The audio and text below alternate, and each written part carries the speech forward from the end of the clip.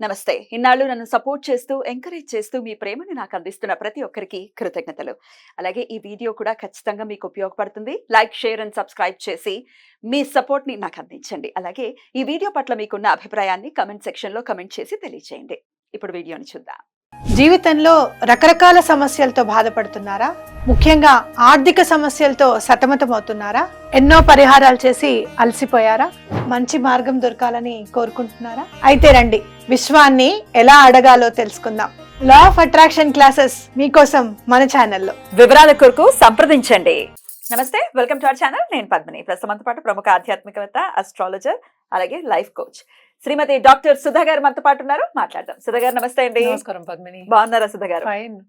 మీరందరూ ఎలా ఉన్నారు? మేము అందరం బాగున్నాం. గుడ్. సెప్టెంబర్ మాసం వచ్చేస్తుంది. మీరు బోర్డు మీద రాసినట్టుగానే ఎస్, సెప్టెంబర్ భాద్రపద మాసం కూడా సెప్టెంబర్ ఇంచుమించు 4వ తారీఖు మొదలవుతుంది. ఎలా ఉండబోతోంది సెప్టెంబర్ మాసం ద్వాదశ రాశుల వాళ్ళకి? అందరూ వేచి ఉంటారు కదా దాని గురించి. యాక్చువల్ గా ఫస్ట్ ఎప్పటికైనా మన రాశి ఫలితాలు మాట్లాడుకున్నాం అంటే మనం గోచారం మాట్లాడుకోవాలి. సో ఇక్కడ ఏమేమి ప్లానెట్స్ అంటే గ్రహాలు ఉన్నాయో చూద్దాం. ఏ ఇంట్లో ఉన్నాయి, ఏమేమి రాశిలో ఉన్నాయో చూద్దాము. సో ఫస్ట్ మనం ఎప్పుడు మాట్లాడుకునేది ఏంటి, మనం గురువు గురించి మాట్లాడుకుంటాం. గురువు ఏమో మనకేమో వృషభంలో ఉన్నారు. అలాగే మనకి మార్స్ అంటే ఏంటి, మేషానికి అధిపతి, ఆయనేమో ఇక్కడికి బుధుడి ఇంట్లోకి వస్తున్నాడు అనమాట. అంటే మనకి మిథునంలో. అలాగే బుధుడు దిగుతున్నారు ఎక్కడికి, మనకి సింహానికి. ఆల్రెడీ రిట్రోగ్రేడ్ అయ్యి దిగడం అంటే సెప్టెంబర్ 4th కి 5th కి అలా దిగుతున్నారు అనమాట.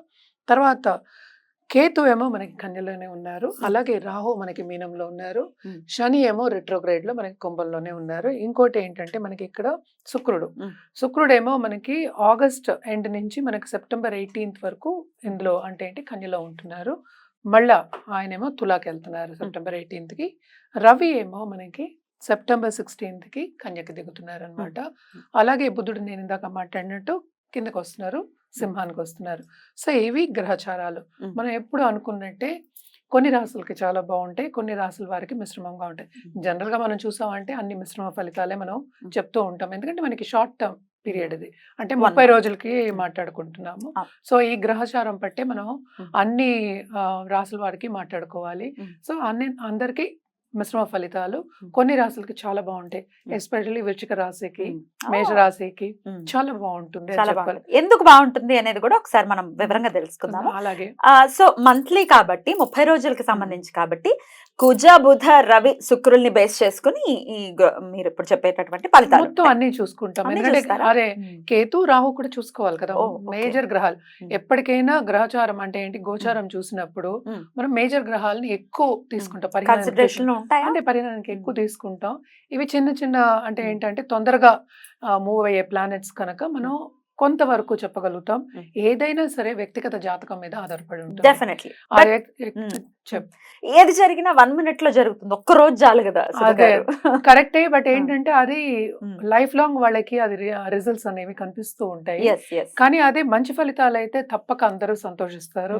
అవే ఏంటంటే కొంచెం ఏదైనా నలతో వచ్చింది, లేకపోతే మెడికల్ ఇష్యూస్ వచ్చాయి, లేకపోతే మనీ వెళ్ళిపోవడం, అలాగే సంపద పోవడం కానీ, లేకపోతే ప్రమోషన్ రాకపోవడం కానీ, లేకపోతే ఉద్యోగం పోవడం కానీ, ఉద్యోగం మార్పిడి కానీ, ఇలాంటివి జరిగినప్పుడు అందరికీ కన్సర్న్ అనేది ఎక్కువ అవుతుంది, యాంగ్జైటీ ఎక్కువ అవుతుంది.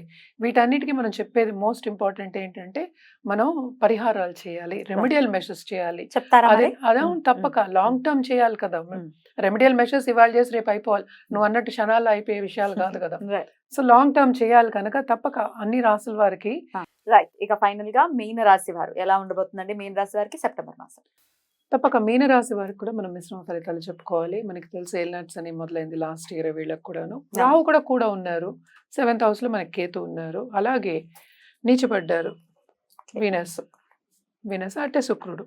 అంటే ఏంటి, 7th కొంచెం ప్రాబ్లం ఉంది. అంటే ఏంటంటే మనకి దాంపత్య జీవితంలో కూడా అనుకూల పరిస్థితి అనేది లేదు, తప్పక విభేదాలు వచ్చే ఛాన్సెస్ ఎక్కువ కనిపిస్తున్నాయి.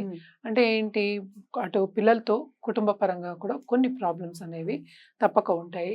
కానీ వీళ్ళకి ఆర్థికంగా బాగానే ఉంటుంది. 2nd lord మనకి 4th లో పడ్డాడు. అలాగే ఏంటంటే గురు సంచారం 3వ ఇంట్లో కూడా కొంతవరకు మంచి సంచారమే అనుకోవాలి.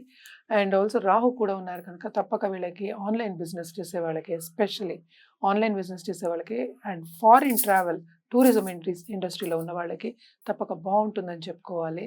అలాగే 12 శని అంటే ఏంటి మనకి 11th చూసినట్టు రిట్రోగ్రేడ్లో ఉన్నారు కనుక 11th చూసినట్టు లాభం అనేది తప్పక చేకూరుతుంది వీళ్ళకి. దేంట్లో అయినా చేసే పనిలో వాళ్ళకి లాభం ఉంటుంది. అలాగే ఖర్చు అనేది విపరీతంగా ఉంటుంది అండ్ శ్రమ కూడా అధికమే ఉంటుంది. అంటే ఏంటి వీళ్ళకి కెరియర్ పరంగా గ్రోత్ అనేది ఎక్కువ కనిపిస్తోంది. మిగతా వాటిలో ఎస్పెషల్లీ కుటుంబ పరంగా ఇంటర్పర్సనల్ రిలేషన్షిప్లో కొంత దెబ్బతింటారు ఈ నెల అని చెప్పాలన్నమాట. అలాగే ఏంటంటే వీళ్ళకి స్పిరిచువల్ గ్రోత్ అనేది చాలా ఎక్కువ ఉంది. ధార్మిక కార్యక్రమాల్లో తప్పక పాల్గొంటారు. ఎప్పటికైనా ఏంటంటే ధార్మికంగా ఎప్పుడు మనం వెళ్తాం, ఫిలాసఫికల్గా ఎప్పుడు వెళ్తాం మనం, ఏదో ఒక కొరత కానీ ప్రాబ్లం ఉన్నప్పుడే వెళ్తూ ఉంటాం. సో తప్పక వీళ్ళకి అలాంటి సిచ్యువేషన్ అనేది వస్తుంది. అండ్ ఆల్సో గురువుని అంటే సంప్రదించడం అనేది జరుగుతుందన్నమాట. అండ్ ఆల్సో మనకి శుక్రుడు 18th సెప్టెంబర్ 18th మనకి తులాకు వస్తున్నారు. ఓన్ హౌస్లో ఉంటారు 8th.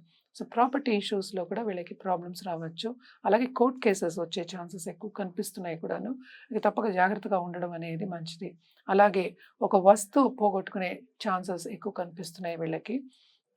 ఎక్కువ ఇన్వెస్ట్మెంట్స్ చేసేవి కూడా కనిపిస్తున్నాయి కానీ అలా ఆర్థికంగా వీళ్ళకి ఎదుగుదల ఉంది. కానీ వీళ్ళు ఖర్చు అనేది అధికం పెడతారు కనుక శుభ ఖర్చులు పెట్టడం అనేది మంచిది. అదొక సూచన. కొంచెం చూసుకుని ఖర్చు పెట్టడం అనేది మంచిదని చెప్తాం. అలాగే మనం చూసామంటే చదువులో ఎడ్యుకేషన్ రంగంలో ఉన్న వాళ్ళకి ఇది బాగుంటుంది, బాగా లాభాలు వస్తాయి ఈ నెల అని చెప్పాలన్నమాట. అండ్ ఆల్సో స్టూడెంట్స్కి కూడా ఇది మంచి తరుణమే. అండ్ వాళ్ళకి కావాల్సిన సబ్జెక్ట్స్ కానీ, వాళ్ళకి కావాల్సిన యూనివర్సిటీస్ కానీ, అలాగే ట్రావెల్ చేయడం కానీ, ఫారిన్ ట్రావెల్ చేయడం కానీ ఇది ఒక ఈ నెల స్టెప్పింగ్ స్టోన్ కింద ఉంటుందని చెప్పుకోవాలన్నమాట. అండ్ ఆల్సో మనం పరిహారాల విషయానికి వస్తే కనుక తప్పక రాహుకేతు పూజ చేయడం అనేది చాలా మంచిది. అంటే కాలసర్ప దోష పూజ అంటాం. ఎందుకంటే ఎస్పెషలీ ఇప్పుడు పిల్లలు కావాలనుకున్న వాళ్ళు కానీ, లేకపోతే కుటుంబంగా ఎదగాలనుకున్న వాళ్ళకి కానీ తప్పక ఈ పూజలు చేసుకోవడం మంచిదన్నమాట.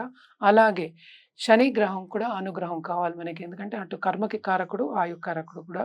ఎందుకంటే మనకి హెల్త్ కూడా కొంచెం సెన్సిటివ్ అనేది కనిపిస్తోంది కనుక అటు కుటుంబ పరంగా, హెల్త్ పరంగా, వ్యక్తిగతంగా కూడా బాగుండాలన్నప్పుడు నవగ్రహం చుట్టూ ప్రదక్షిణ చేయడం, ఎస్పెషలీ వీళ్ళు ఎవ్రీ సాటర్డే వెళ్ళి 19 సాటర్డేస్ 108 సార్లు చేయడం.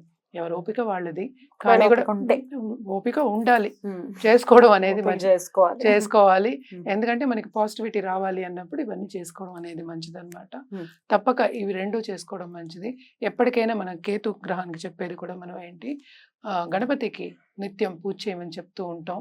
గణపతికి పూజ చేసినప్పుడు అటు కుటుంబ పరంగా ఎదుగుదల అనేది ఎక్కువ కనిపిస్తూ ఉంటుంది. చదువు కూడా చాలా మంచిది కనుక తప్పక ఈ నెలంతా ఎలాగో మనకి వినాయక చవితి వస్తుంది కనుక భాద్రపద మాసం, సో తప్పక నిత్యం చేయడం అనేది మంచిది. రైట్ అండి, బ్యూటిఫుల్ గా ఎక్స్ప్లెయిన్ చేశారు. ద్వాదశ రాశులకి కూడా సెప్టెంబర్ మాసం ఎలా ఉంటుంది, ఏం చేసుకోవాలి, ఏ విషయాల్లో జాగ్రత్తలు వహించాలి అనేది వివరించినందుకు కృతజ్ఞతలండి. నమస్కారం.